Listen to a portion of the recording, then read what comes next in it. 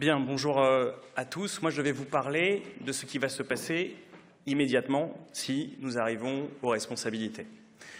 L'ère Macron est terminée. Dans quelques jours, il n'en restera plus rien. Et nous, ce que nous proposons, c'est une rupture.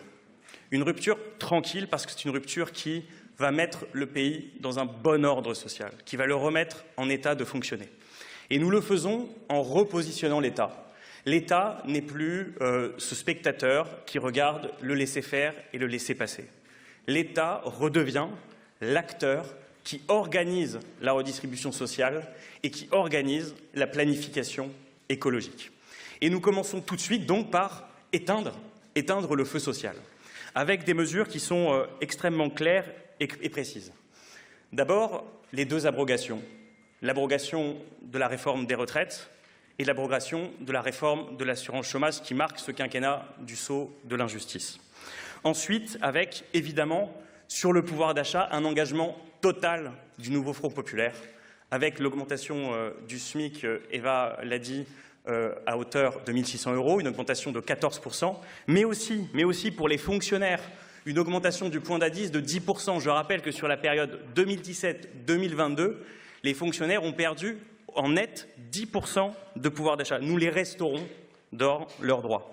Et puis, dès septembre, l'éducation nationale sera vraiment nationale, puisque à la fois la cantine, à la fois le périscolaire, à la fois le transport vont rentrer dans le périmètre de ce que l'État finance pour les familles. Et puis nous finirons aussi par là où l'injustice a commencé. Emmanuel Macron a inauguré le quinquennat par la baisse des APL. Nous augmenterons les aides pour le logement de 10%.